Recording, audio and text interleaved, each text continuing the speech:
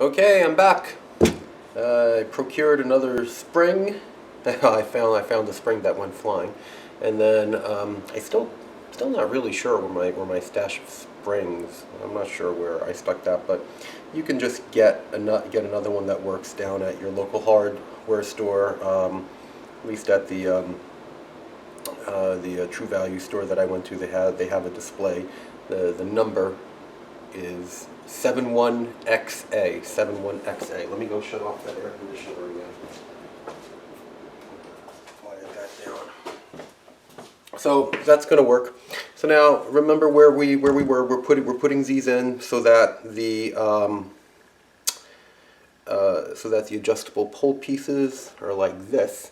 They're facing away from each other towards the outside of the guitar. That's just how I think it looks nice. So remember, these are going to go in the guitar like this, with the center part towards the neck. Okay? This is the bridge, that's the neck, and they're going to fit in here like this. So I need this to fit in here like this. So same deal. Oh, let's see. Do I want to try that Stumac tool thing again? Yeah, I'm just going to do it. If you buy it and want to figure out how to do it, that's great. I said I did get it to work once, but when you've been doing it the same way for so many years, it's hard to change. There we go. That's one.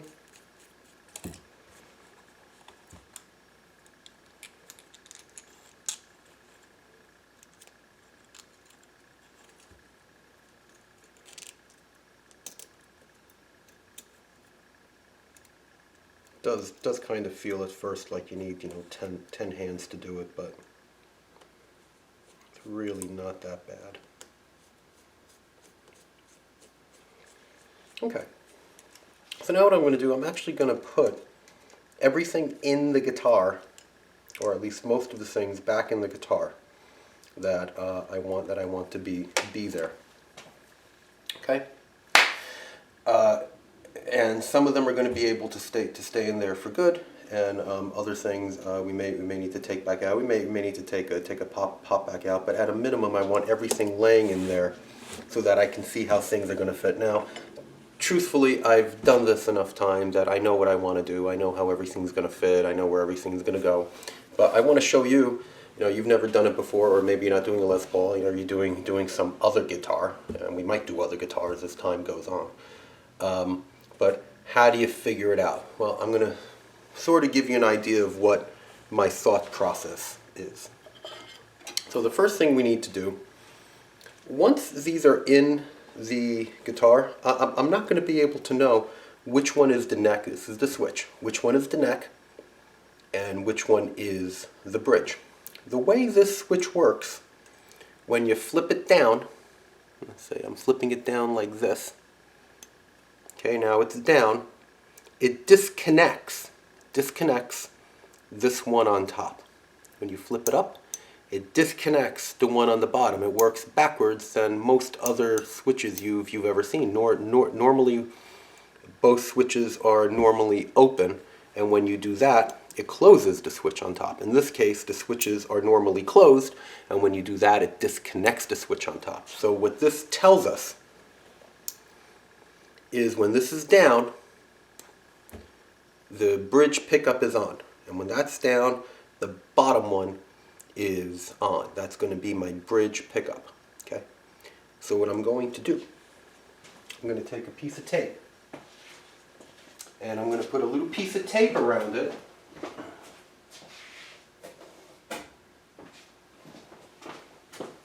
So that when everything's in the guitar, I'm going to know this is my bridge pickup, because you're not going to be able to tell once it's all closed up.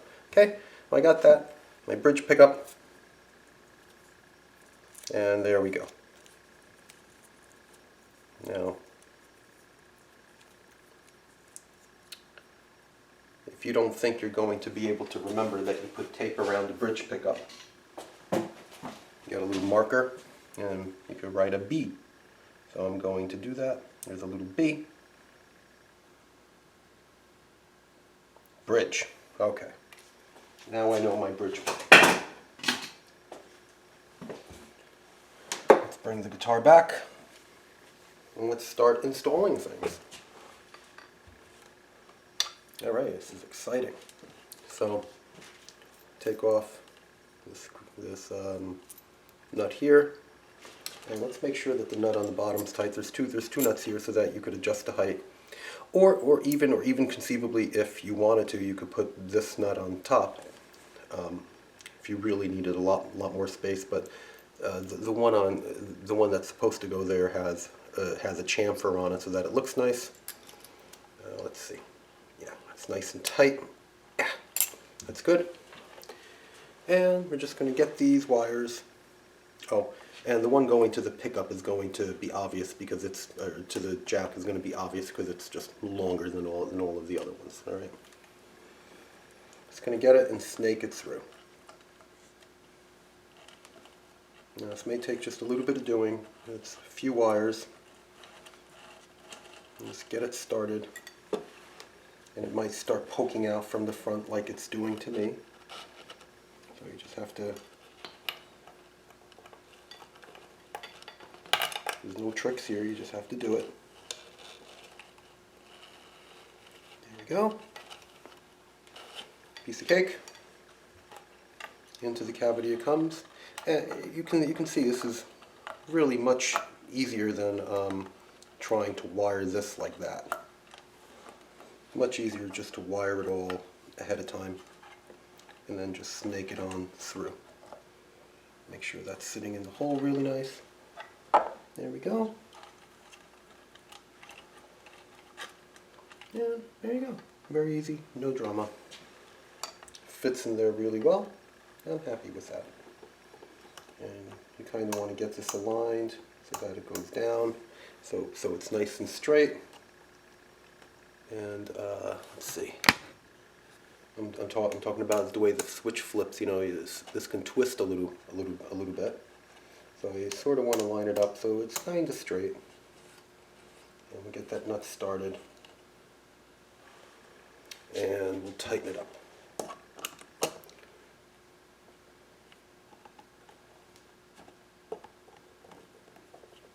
Now this can be a bit of a pain, to be honest, but just tighten it up really nice. You're going to find it's going to want to twist in your hand in here. So what I do is gently, I just take some pliers and I grab the switch very gently. This does not need to be smashed down, right? And I turn it until it's snugged down. Yeah, that's all you really need. I'm gonna actually make this just a little bit tighter. There we go. That fits better. And I'm just gonna snug it down. You see, I'm just using 2 fingers, and I am making it snug. I'm not making it ridiculously snug. All right, and that's nice. See? That goes up and down really nicely, lined up pretty well. And I've decided that I'm going to keep everything as cream. So I'm going to find what I did with my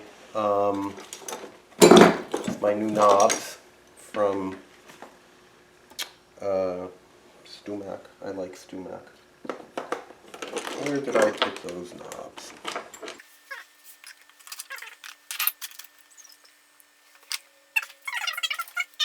So you can learn from my mistake here. My mistake being that I'm a little less organized than I normally am because I have cameras going and I still have all the old parts out around here in case there's something else that I'd like to show. I'm not nearly as organized as I could be. Here, they just fell on the floor. Not nearly as organized as I could be or as I should be. When you do this, try to be a little more organized. There we go. It's a nice match. screw it on. And there you have it. Now, this ring is just a little bit smaller than the other ring, I think. And it left just a little bit of a mark. But that's okay. Okay. Let's see. Yeah. Okay. Okay though. I'll just wipe that off later. I can maybe even just wipe it off now. We'll see if it just comes off easily.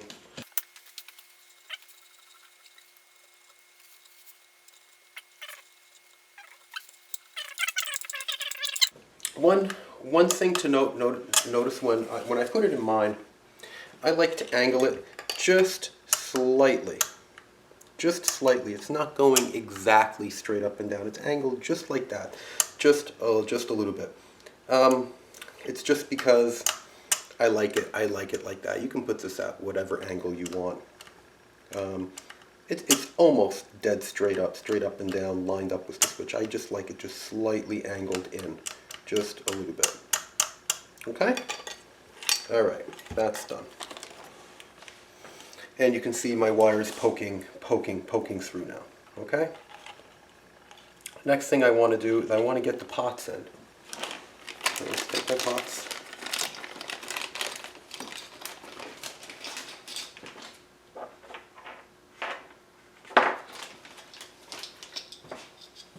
Here are my 4 pots. All the pots on this particular guitar are all going to be the same. Now, one thing that you're going to have to do, it comes with an anti-rotation tab that's meant to go in a hole, and it keeps this from turning once it's in there. There's a couple ways to deal with this. On an LP, the top is thick enough. If you really wanted to, you could snip this kind of maybe a little bit shorter, or even just leave it and put it in here. Maybe give it a little hit, you know, or mark it somehow, and maybe even make just drill a little hole. Obviously, don't go through the top, or you're going to be very unhappy. And you can do it like that, and it'll keep them from rotating. Honestly, when you put these in right, rotation is really not that much of an issue. It's just not. So I'm not going to bother. I'm just going to I'm gonna either cut them off or just bend them off. I think I'll just or just bend it up. I think I'm actually just gonna cut them off. So I have some good cutters here. I'm gonna try to not get this to fly in my eye. So I'm gonna point it away from me and sort of keep my hands on it, and that's it.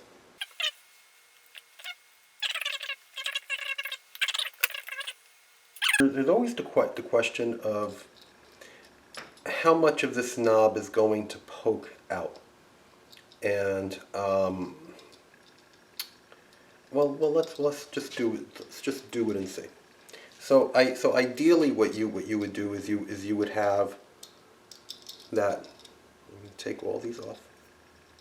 You would have this nut on the bottom, which is going to be on here somewhere, and then you have a washer. Now you have a choice of washers. You obviously don't want to put this lock washer on the top because it's going to damage the top. More traditionally, this might go under the nut. It really doesn't matter where it goes. It just keeps this from turning. Obviously, that's going to have to go on the inside, and then you would have this regular flat washer on the outside and another nut on the outside. But I don't think that's gonna fit. I don't think that's gonna fit. So let's have a look. I'm just gonna take a pot. I'm gonna put it in. Let's look at the top. And indeed, you may or may not be able to see that, but there is not nearly enough thread coming through here for this to fit. Okay, so something's got to go. Let's see what we can do now.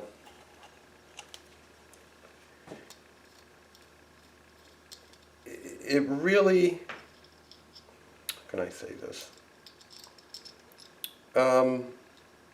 Let's just see if we can get it to work like this. I'm not going to talk anymore. But let's just try it. So now what I have is I simply have that lock washer here. Okay. let's see if we can, so I took off the nut, and now we only have a lock washer on here. Let's see if we can get that to fit. Does that fit? Let's look. Okay, now we see that I'm able to put a washer on it, and I'm able to put a nut on it, and that seems to fit pretty well. So I think that's how we're going to do it. Okay, so let's get these in. I did find my wrench. It was exactly where it should be. I just missed it when I went looking for it for the last video. And I'm just kind of holding it with my hand from the inside. And maybe I'm going to have a hard time showing you this, simply because it's awkward for me to do it. But I'm sort of feeling on the inside for where I want these lugs to go, and I'm going to show you where I want them to go when I'm done. Okay, and one nice thing is, as you tighten this down, that lock washer is actually sort of keeping this from turning, which is a nice feature. That's nice. So if you could at all get that in there, then that's great. I'm not having to put very much pressure on this at all. Okay, and I'm just snugging them down. You don't have to crank these down. And in fact, if you do crank them down, what you're going to find, you might crack the finish. All sorts of bad things could happen. So now we're just going to do this to all of the pots. We're going.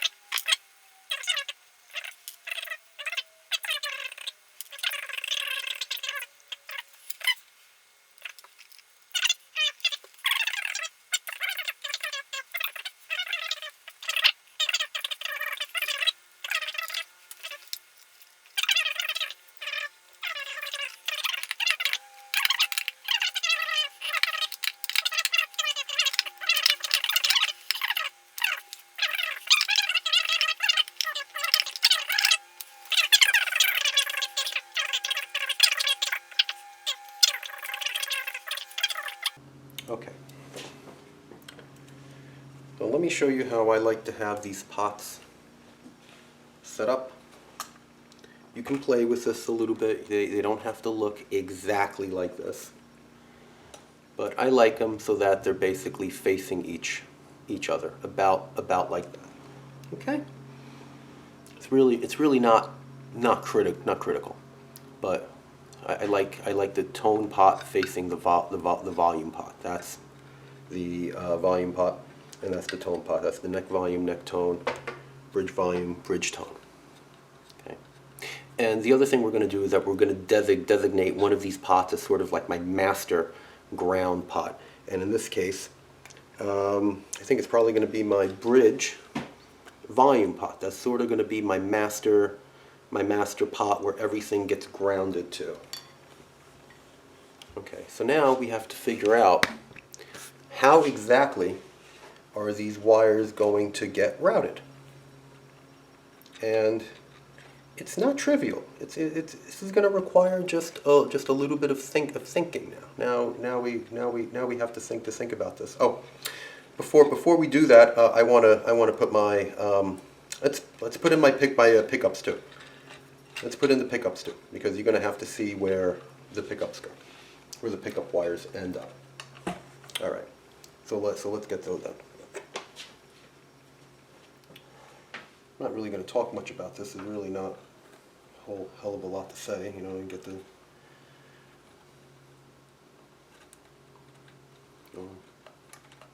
snake the wire through, you know, put the pickup in the hole and screw it down.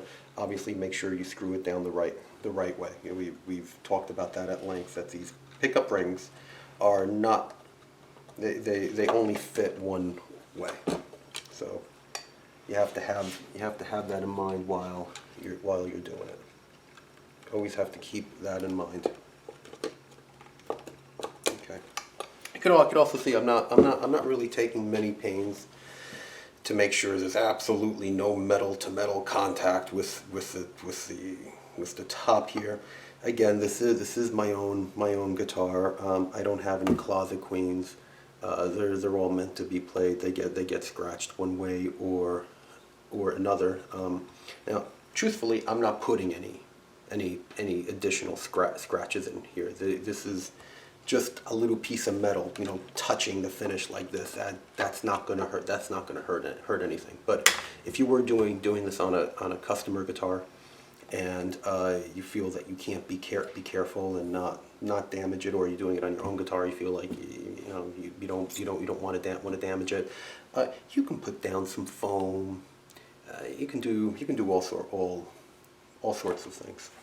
But I'm not going to do any of that. But just keep in mind that that's something that you may want to consider. Okay? You do want to get these screws back in the holes. You don't want to make new holes. So I'm going to poke the screw out, make sure it's sitting in the hole.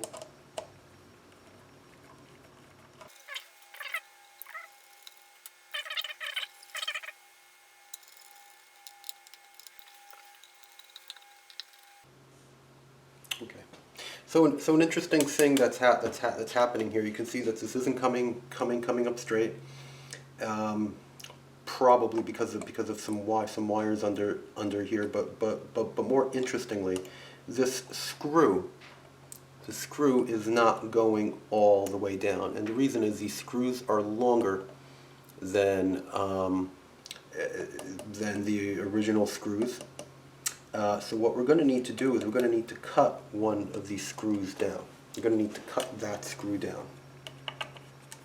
I'm going to take off about, I don't know, maybe 1/16 of an inch. So let's get this back out. And these are all the kinds of little issues that you're going to run into, you know. So don't be surprised.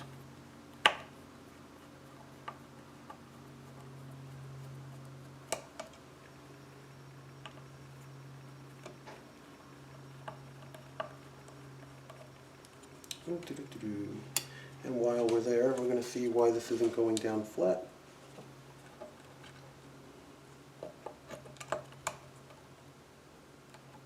There we go. It's nice and flat now. So really, the issue, it was just hung up on something. So really, the issue is this screw here just needs to be a little bit lower. And while we're at it, let's have a look. The bridge. I'm just going to cut the bridge one too. So let's do that. You know, I'm gonna go get some cutters, and I'll be right back. Okay, I'm back. Here's where it pays to have a tool like this. Now I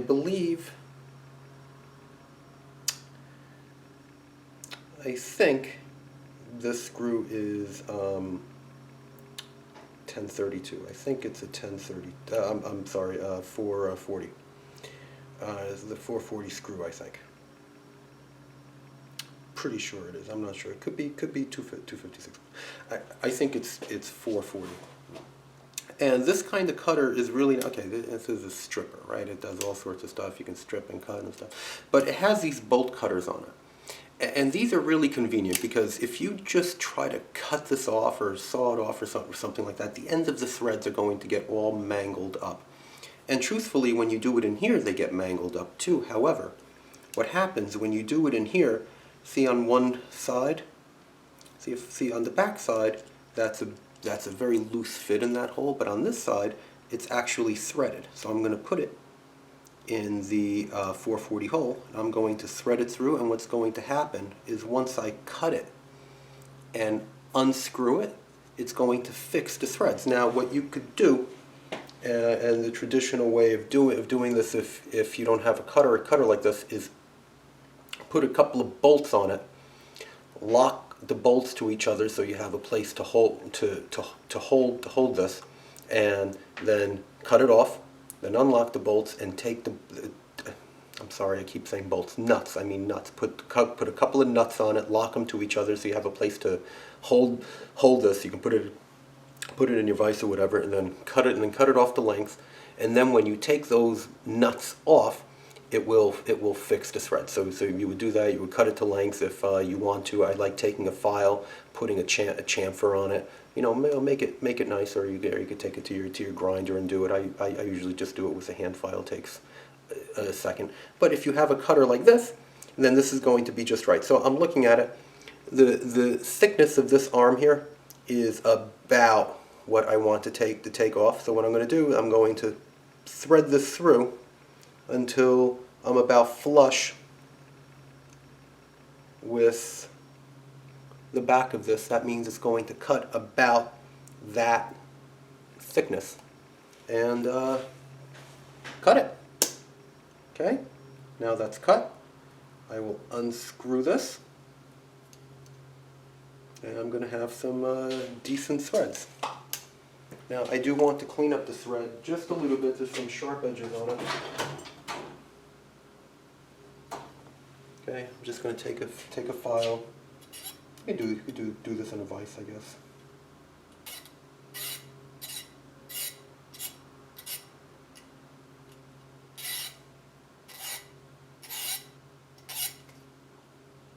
I'm just getting rid of a. I have to put on my glasses. I'm just getting rid of a little burr. Let me get a more aggressive file. There we go. Just getting rid of a little burr that's on there. Okay. Okay.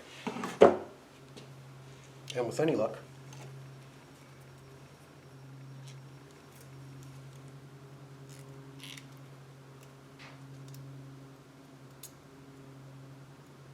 go back in without too much drama. Now of course it's going to be just that much harder getting this in now because you have to compress the spring that much more before the screw bites. But yeah, what are you going to do? Such is life. Okay, so this is a little bit harder.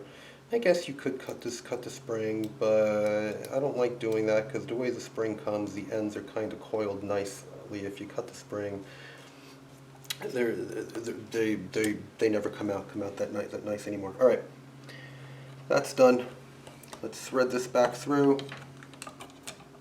This time we'll be sure to get the wires out of the way, and you can see that now everything fits nicely, and we're going to be good. We're going to be okay. So I have to do the same thing to the other side. Now you're noticing here that I only had to do one side, and the reason is that the other side, the wiring channel, goes like this. Okay, this screw here is sitting in the wiring channel. On the bridge side, this screw here sitting in the wiring channel, and this screw here is going to be an issue. I'm assuming it's going to be an issue because this is probably all flat. It may not be an issue. Let's actually test it, because this is a thicker pickup ring, so it might just be thick enough that I don't have to do a gosh darn thing to it. Oh, there's something else I want to do. I want to put a piece of tape on this, and I want to mark it. Because once this is in there,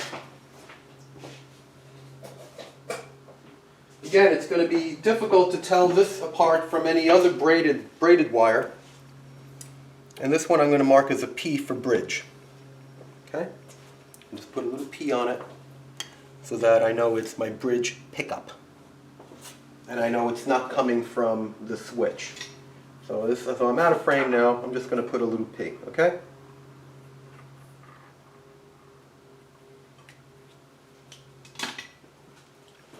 Again, the details of your own guitar are going to differ. I'm just giving you ideas of the kinds of things that you're going to want to do. All right, let's get this in there. Probably going to have to flip it over. Let's get that wire through. It's going to be hitting all sorts of stuff. Okay, there we are. Okay, very nice. Tuck everything out of the way nice and neatly so we're not crushing anything. All right, now let's get this back on for good. So you see that nothing here that's hard, but even on a simple install like this, and this is a very simple install. It's a guitar that we're all familiar with and that we all know. Even on something simple like this, take your time, do little dry runs, check stuff out before you actually do it, because you're going to run into issues. You're going to run into little problems here and there. They're not going to be major problems.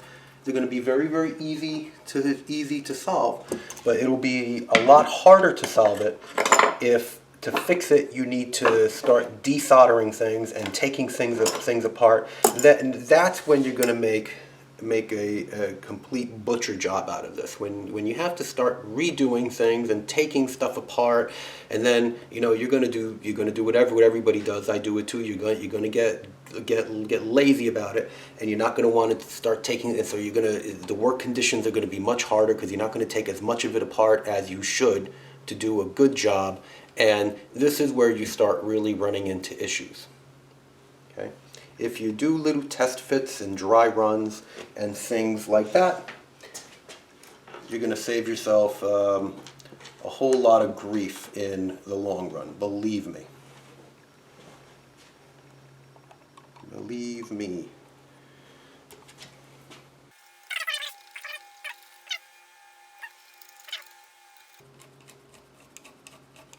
The one thing that I'm not going to install is I'm not going to install the output jack, because I'm going to wire that up before I install it. That's going to be the only thing that I wire before I install it.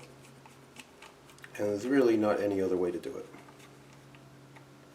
because you just physically can't get a soldering iron on it. And we could even do at this point, I'm pretty confident that I'm not really going to have to do anything else to this. I'm not going to have to move these or anything like that. So what I'm going to do is I'm going to put my knobs back on. So I turn everything down to off, and I'm just going to, I like to do is line it up so that my zero is sort of lined up with a feature here. It doesn't have to be like that. It can really be anywhere, but I just think that's a nice touch, so that I have a reference. I just think that's a nice touch. Even so, I have a reference, because I never actually use it for anything. It's just a professional touch. I just think it's a professional touch to just gives a little bit of symmetry to everything. And I am looking to see that I have now what I do want is I want all of the knobs lined up with themselves. That I do want, because that's just a sign of a professional job. If they're not lined up, then I really don't like that. And it might be hard to line them up perfectly, because there are detents here. So there's only so much. There's only so much you can do sometimes, depending on exactly the angle that the pots are set inside the guitar. You have to sort of you have to compromise just a little bit. That's about as good as I'm going to be able to get that one, but they're all lined up pretty well. So I'm happy with that. Okay. Okay. Okay, let's see what we have inside. Okay, we're back. Alright, so most of the wiring that's going to go in here is in here now. I don't have the wiring to the tone pots in here. We're gonna do that last, and it's going to be very, very simple. But what we need to do is we need to look in here, and we need to get an idea for exactly where all these wires going to go. And that's going to give you a very clear picture in your mind, the length of the wires, how you're going to route everything. You don't just want to start wiring things, because you're going to run out of room and you're going to make a complete mess. So what I'm going to do is change around the camera a bit, and let's see what you can see. Okay, so here we are. I hope you can see this well. what I'm going to do is show you what we have in here so far. Now we have the this is my pickup. That's the bridge pickup. We have, this will eventually go to the output jack. B, that's the one we marked B. This is the bridge coming from the switch, the bridge pickup coming from the switch. This is the unmarked one from the switch, so that's the neck one from the switch. And here is the neck pickup. Okay, so let's have a look. We're not going to be too anal about this, about laying everything out perfectly. If you've really never done it before, you may want to take a little bit of a closer look at it. But what I want to do is just get an idea of how these wires are going to route, and then you're going to have to modify some stuff based on your own situation. So let's have a look at some of this stuff. Let's just get an idea where everything's going here. Oh, and of course this is coming from the bridge itself. We're just going to have to ground that somewhere. This one here doesn't really matter where it goes. That's just going to kind of be catch as catch can. So we'll deal with him later. But the first thing I know is that this has to go to the output jack. Okay, that has to make it here. So let's put them there. Let's try to neaten this up a little bit so we can see what we're doing a little better. And this is going to have to go. It's going to have to ground one of these pots. Once we get one pot that's grounded, then we're going to be able to ground the rest. But that has to go somewhere.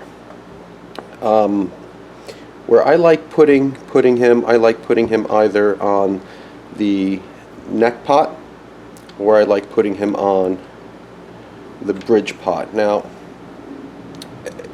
in this case, it's going to be more convenient to go to the bridge pot, and I'll explain why in a minute.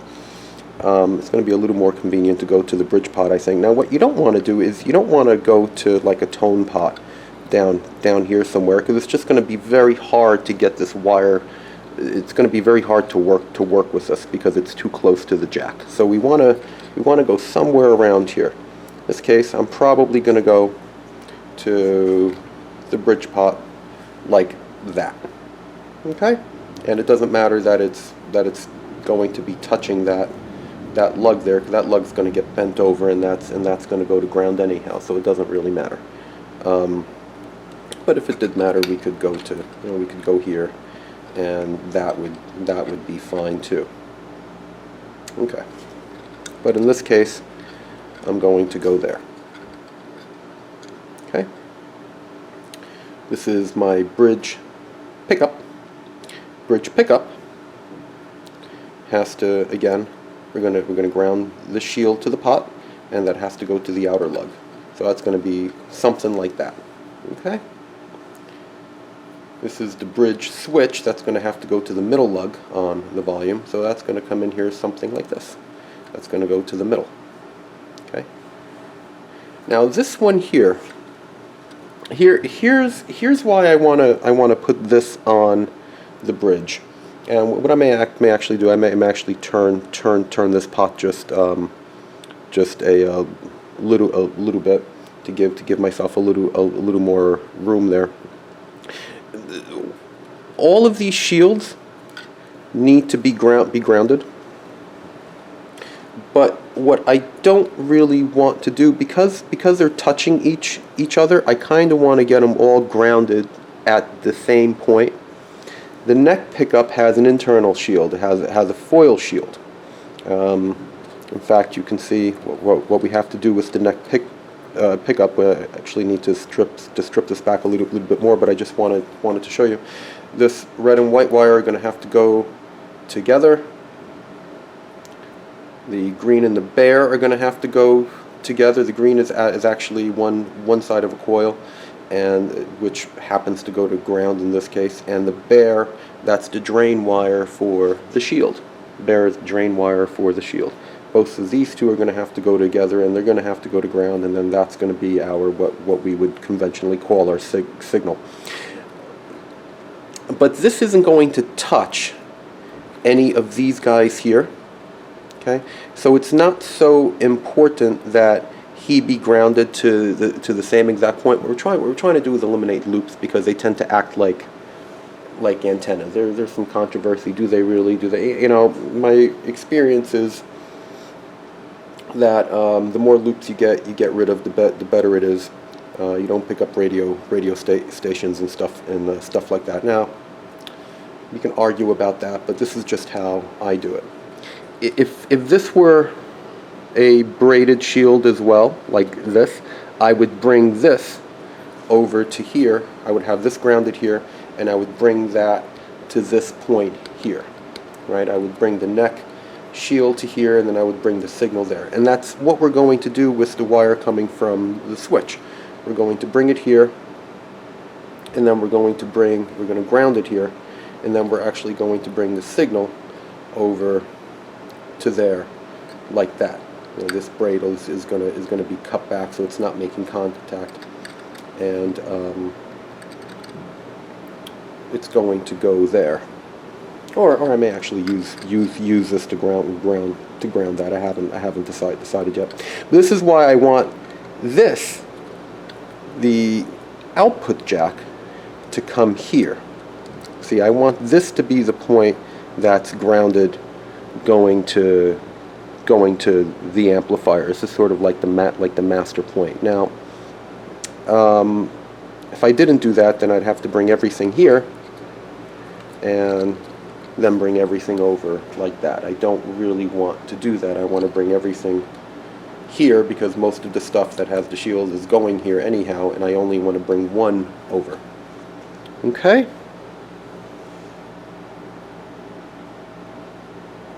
Okay. That's good. I could, thinking about it, what I might do. I don't know. We'll see when we get into it what I'm eventually going to end up doing as I start soldering things onto here. I'm going to have a better idea how everything fits and how much room I have, because you can run out of room, because these pots are not that big, so it's possible to run out of room. But I think we're going to be. I think we'll be okay if. It's probably going to be okay if we do something like that. I don't know. We'll see. We'll see how I do it.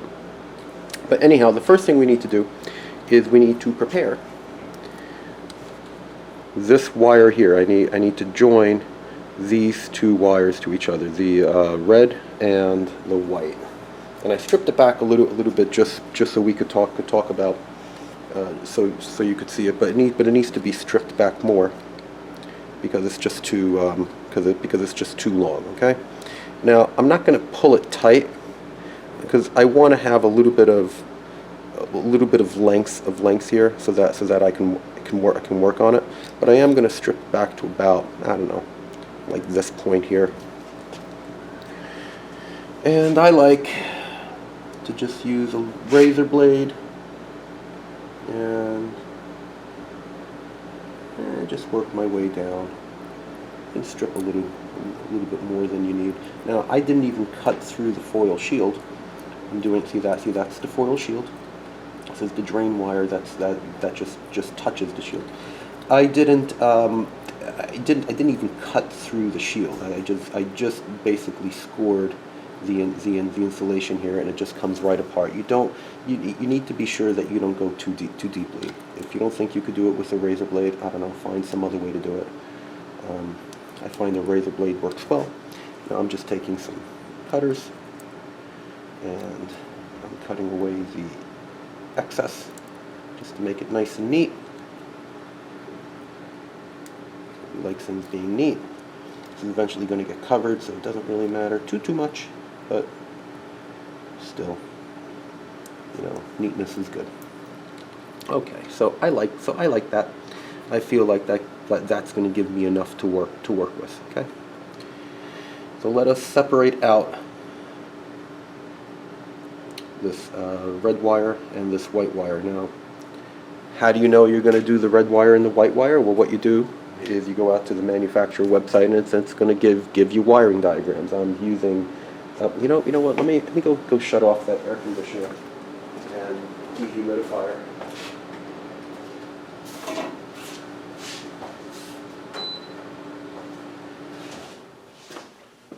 So they're going to tell you what goes where, and Seymour Duncan in particular has really good wiring diagrams. Even if you're not using Duncan pickups, their wiring diagrams are very good.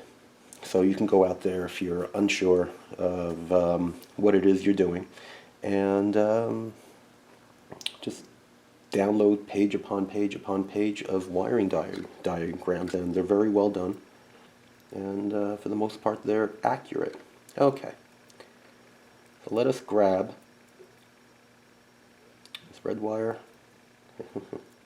Having a little bit of trouble grabbing them here. I'm kind of at an awkward angle, so I don't block the camera too much. Okay, there we go. So they're separated out, and what I'm going to do, and I'm going to join them to each other. I'm going to cut them. I'm going to join them to each other, and then I'm going to put a little bit of heat shrink on it. Now, what you could do is you could join them and heat shrink that, and then do this, and then heat shrink it again. It's really unnecessary. With this kind of insulation, it doesn't really cold flow. If this were, say, a Teflon insulation like Tefvel, for example, that actually does cold flow. The pressure pushing down over time, over months and years, that could actually, the conductors could migrate, and you could start getting shorts. My experience with this is that's not going to happen with this. So it's not really necessary to do multiple layers of heat shrink, but if you want to, you can. You can also use electrical tape. I don't really like electrical tape in a guitar, just because over the years and with heat and everything else, it starts getting gummy, and sometimes it comes off, and if you have to take it off, it leaves a big mess behind. If that's what you have, then that's what you have to use. It's not, the guitar is going to work, so it's not going to be a big deal. I prefer the heat shrink. Okay. So what I'm going to do, I'm going to take these two wires, see if I can show it to you a little bit better. And I'm going to cut them about here. Okay. Now, in past videos, we've talked about my preferences for strippers. I don't like mechanical strippers. If what you have to use is mechanical strippers, great.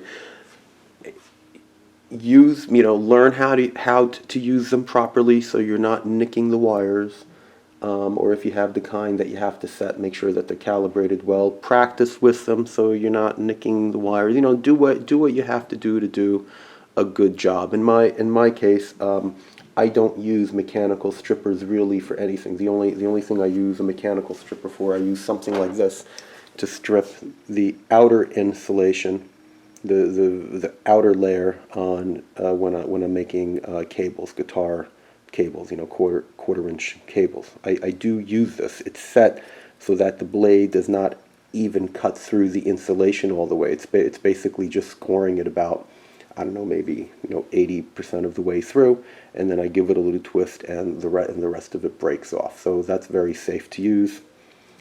I'm going to use my beloved thermal strippers. So now I realize everybody can't afford these, or wants to afford these, or have them, but that's what I'm going to use. So, but you do it however you have to do it. If you need to, it's a little hard to work in here. If you have to, put the pickup in, mark it, take the pickup out, and do all of this work, and then put the pickup back in. Do it before you screw the pickups on. Okay?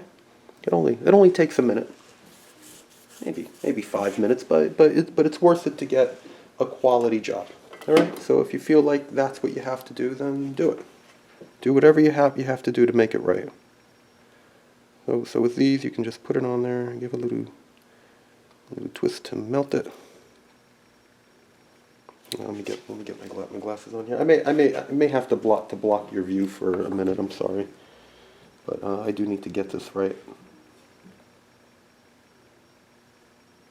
You also don't need to leave them as short as I've left them.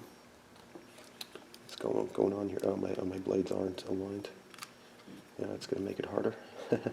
You don't need to leave it as short as I've left them, but you know, I like to keep them short. You know the problem with these strippers is once you do it once, if it doesn't get it right, then it's hard to redo them. And my blades weren't aligned very well, so I didn't get it right the first time on that one. I'm going to have to fix that one a little bit. There we go. And as I take off the insulation, what I like to do, I like to pull it off a little bit, give it a little twist, and that'll twist the wires for you. Yeah, same. Problem is that no, just pick away at these. I'll get them right. Just give me a second here. It's important to have your tools set up right. Let me give this one more try before I... There we go. I think maybe I'm going to be able to get it off. What happens is once you use the strippers, if it does this because your blades were misaligned, then it becomes hard to re-strip them because the insulation isn't the right size anymore, because it's kind of been stretched out. And it's not a big deal. Just sort of yank them off with pliers and you're good. Okay. Okay, so see that? Just twist them up. Now you can just get them. If you really wanted to, you could pre-tin them before you do this, of course. However, there. Just twist them up. Turn my soldering iron on. About a second to heat up.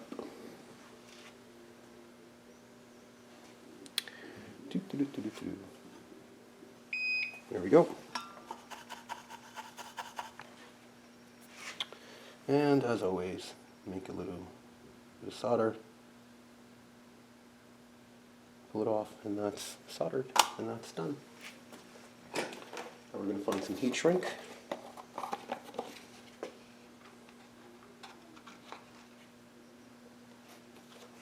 Let's see, will this size fit?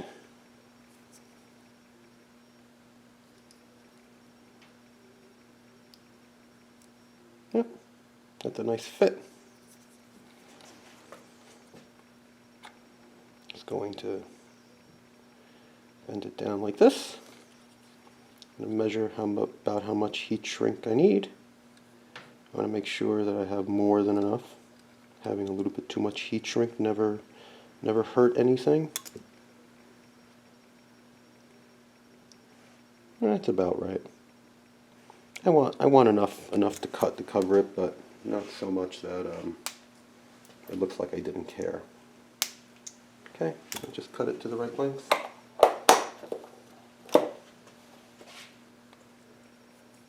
Hey, you're gonna see this is gonna make a really neat job.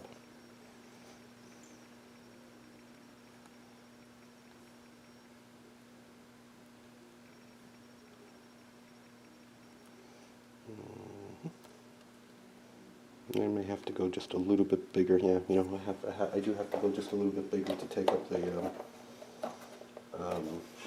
thickness of that wire that I bent down there. I thought I was going to get away with it, but I didn't. What size did I have? I had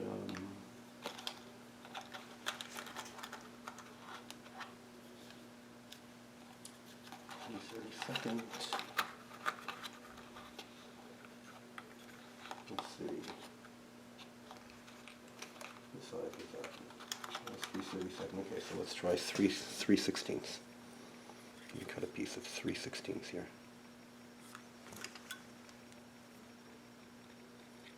Okay.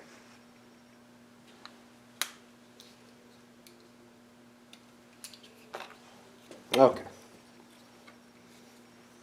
With 1/8 was the piece I cut before.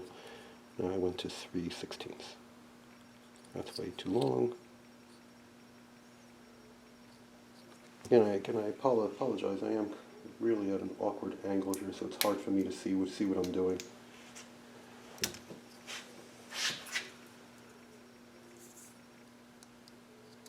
Okay. Yeah, just get it and flip it over, and make sure that you go far enough to cover up the exposed end there. Now this poses a little bit of a problem because I have to get a heat gun in there. Now again, this is a good reason why you may want to do this outside of the guitar. I have a bit of experience with this. It doesn't. This is not going to be a problem for me. What I like to do at this point, if I'm going to do it inside the guitar, okay. What I have is some aluminum foil. I'm just going to stick the aluminum foil in there.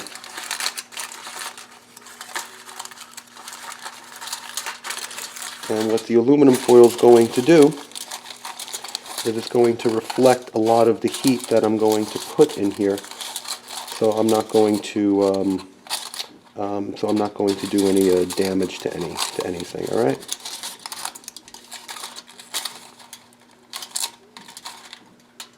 Because you don't want to melt anything or anything like that. Okay. Grab my heat gun.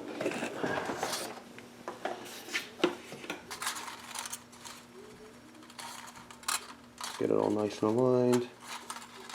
Try to get it aligned nice and neat.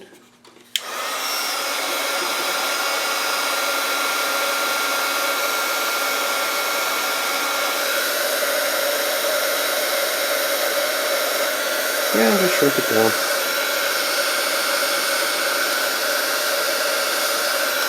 Then I'm gonna have to block your view here because I need to do this right. So I'm going to block your view for a second so I can get this right. There we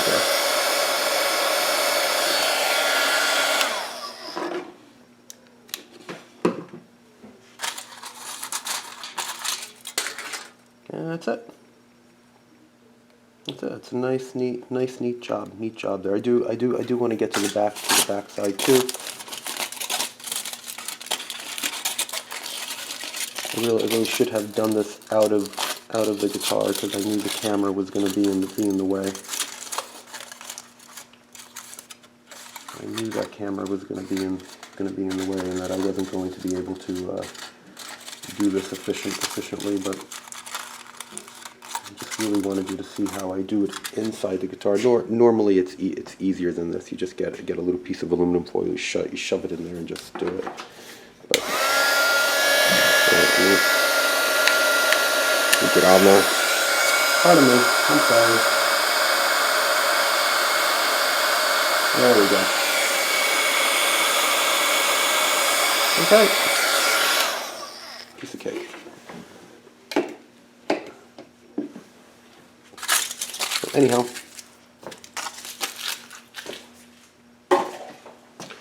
Okay, so now that pigtail's ready. You see, nice and neat, and we're going to be able to just put it in there and work with it. Okay, now let's do the rest of the wiring. I'm gonna shut down. I'm going to get ready, gather up some tools, and we'll do it. Okay, I'm back. So the first thing I'm going to do, I'm going to take that lug and I'm going to bend it over. Again, this isn't really a could I say this isn't really an electrical explanation of what's going on. That's a subject for a whole series of other videos if we ever get to them. This is more just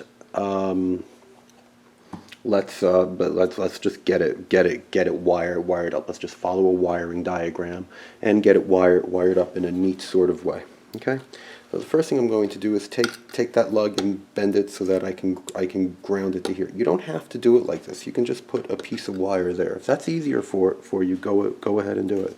That's not a bad way of doing it. In fact, that's a good way of doing it. That may even be a better way than this. But everybody does it like this. This is how we've always done it. So I'm going to do it the traditional way. So now that that's bent over, we're going to solder it. Now, some of you are going to be wondering to yourself, why doesn't it work like this when I solder it? And I'm going to tell you why. It's one of two things. Number one, your equipment is probably not that great. Instead of having a nice temperature-controlled station, what you have is something from Radio Shack or from Home Depot, or some other piece of junk, and that's going to make it very hard for you to solder. Go watch my other videos. Now, that's not to say that you can't solder with those, but as a beginner, my feeling is what you want is better equipment, because it's going to make it much easier for you to achieve what you're trying to achieve and to learn. Starting with so-called beginner equipment just makes it that much harder, I think. So $100 you can go out, get a nice Hakko FX888, buy the tips I recommended, and you're going to have a much easier job, much easier job. So that's number one. Number two, maybe your technique's not that good. We're going to go over the technique again a little bit here. There is a technique to it. You can't just put a soldering iron on here, shove solder on there, and expect to get a good joint. It's not going to work like that. You need to understand what you're trying to achieve, and the main thing that you're trying to achieve is heat transfer. You have to efficiently get the heat from the soldering tip to the joint, and it's not trivial. It doesn't just happen. You have to make it happen. So I'm going to show you how we make it happen. The first thing we're going to do, first we're going to make sure that our tip is nice and clean and shiny. That's nice and clean and shiny for the most part. We'll shine it up a little bit more there. And tinned. Okay? The next thing we're going to do, when we put this on here, you can't just put it on here and expect to get good heat transfer. Let me see if I can do this so you can see. What you have to do is you have to put a little bit of solder there too, and make sure you're touching both parts. That's called making a solder bridge. That's going to transfer the heat much better than just metal to metal contact like that. Once you make the solder bridge, then you can put the solder here, and it'll start to melt. Take the solder out, take the iron off, and you're going to make a joint in seconds. Okay? My temperature on my iron is set to 700 degrees. I could probably set it to 650 if I really wanted to. We're just going to leave it at 700. It's fine for stuff like this. A little bit warmer is okay. So here we go. I'm going to make the solder bridge. And you can see that solder is flowing over the pot. See, I don't have a big huge glob of solder there. Now let's zoom you in.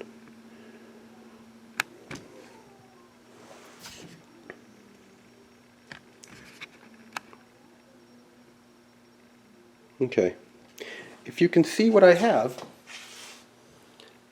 everything, see, I don't have big globs of solder here. What I have is solder that looks like it's just flowed over the surface. That means we have that's called wetting. We've wet the metal. If it doesn't look like that, if you have a big solder ball, like, let's see, where did I put all that wiring?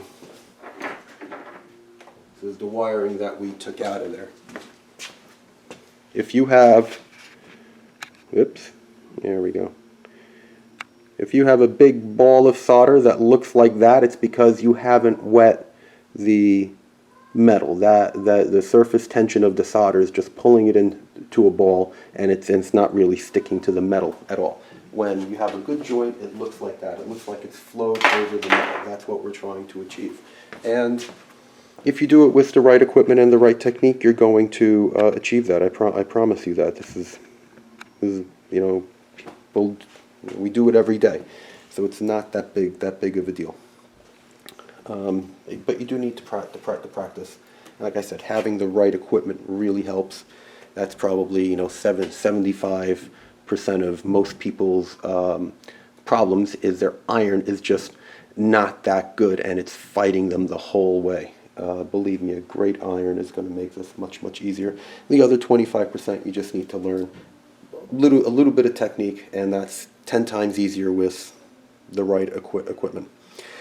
Now what I want to do, remember this is my output jack. I want to bring that over to the side somehow. I want to get some good surface area there, and I want to solder that to the side. What I'm going to do, these wonderful little third hand kind of deals here. See if we can zoom out. That has some rubber on the bottom, so it's not going to mark anything up. I'm going to use that.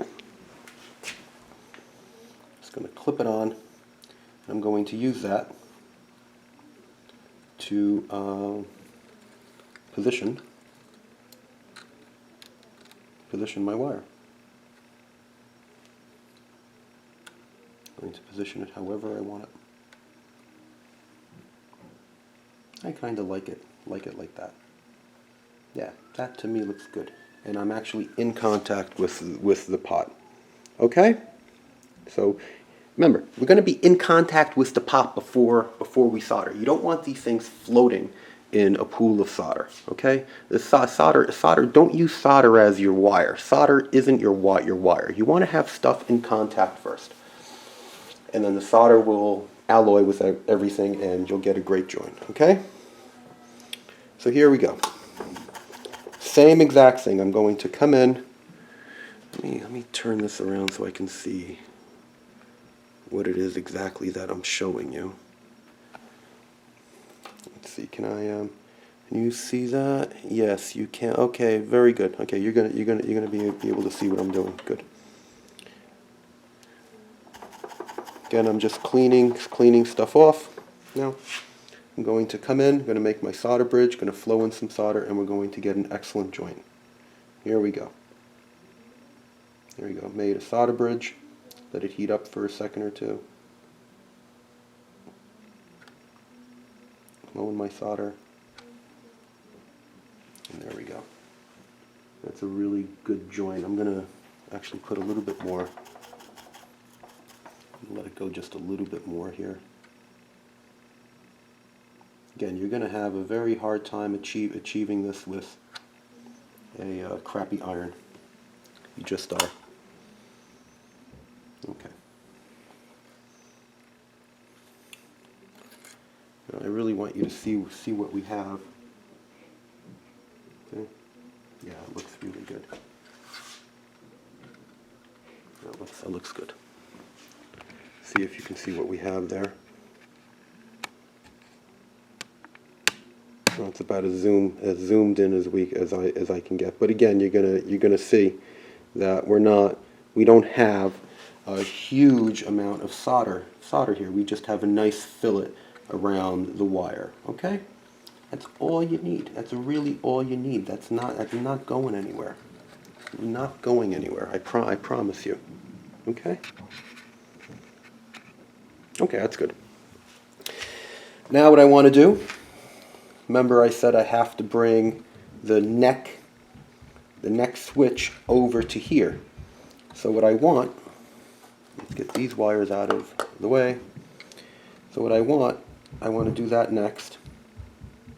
And here's where you need to be just a little bit careful. And the reason you need to be a little bit careful here is if you start getting these wires too close to each other, you're going to melt one when you solder the other one. So what I'm going to try to do is stagger them a little bit, and stagger where I'm putting the joints, so that I don't run into that problem. Okay. Alright, so what I see that I have to do here, I need about, I'm going to give myself even a little bit more of a loop here, so I have more to in case I ever need to make a change. Well, the first thing I'm going to do, I'm going to see how much do I need to get to that middle lug. I need about that much. Okay, so I'm going to cut it just a little bit long. Okay, remember this is coming from the switch. Okay, and now I'm going to look and see how much braid do I need. Well, I really don't need much. I need about that much braid. Okay, and now let's get rid of the rest of this braid.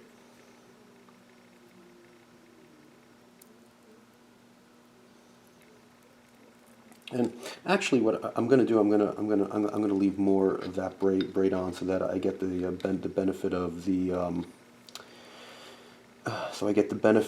the shielding. And actually, now that I'm looking at it, I am going to use, that's what I'm going to do. I'm going to use this braid to carry the ground from here to there. Okay, now you can use a separate wire. There are advantages and disadvantages. You know, if you use separate wires, it's sometimes a little bit easier when you're reworking stuff. But then again, you have more joints to do and undo, so maybe it's a little bit harder. I'm just going to do this to make it neat. I don't change pickups myself very often. I just don't. You know, it's not true. I do change pickups, but in my own guitars, I tend to pick pickups that I like and just stick with them for a long time. Okay, so I'm not going to worry too much about having to do rework and swapping stuff in and out. But even if you do need to do rework or swap stuff in and out, this is not an issue. Okay, so I want about that much braid. Okay, so you've seen this before. You've seen what I'm doing before. In this case, I don't have to be too careful about not breaking anything because I'm just going to cut this braid off. I'm just trying to get enough room in here so that I can come in with so I can come in with some cutters and start cutting stuff. Okay, just want to get rid of that much. That's about what I want. What I want gone. Okay, there we go.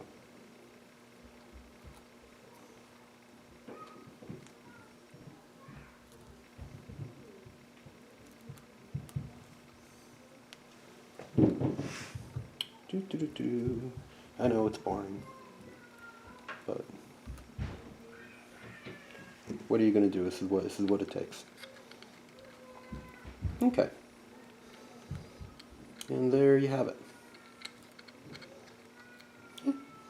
That's going to be nice and neat. It's going to make a nice, neat job. And one of the things I kind of like doing. I'll get to that when I get there. So the first thing I want to do is let's solder that on. Again, I'm going to get my little third hand style tool here. I'm going to put it about where I want it. Yeah, it's about where I want it.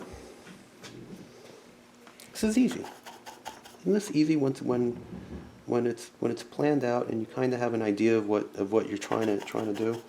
It all gets much easier and simpler.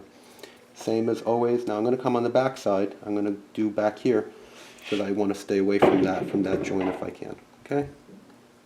Okay. So I make my solder bridge. Go to this side here, and eventually, well, whoops, to get a little more solder. Sorry. Go to this side here. Here we go. And see, now that side of the pot is nice and hot. Flow in some solder, and bada bing, bada boom, done.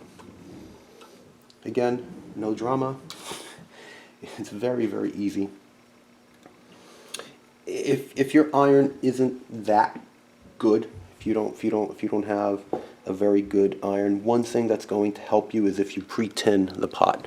So you can put a little bit of solder on the pot first. That's going to help you a little bit. Me, I don't worry about that. Okay. All right. So here we go. Now I'm looking at this side here. I want about. I'm trying to. I'm just putting a wrench on here, a pair of pliers on here to try to keep everything out of the way. Okay, I'm just looking to see about how much wire do I need to strip back, or rather tin, because this is not going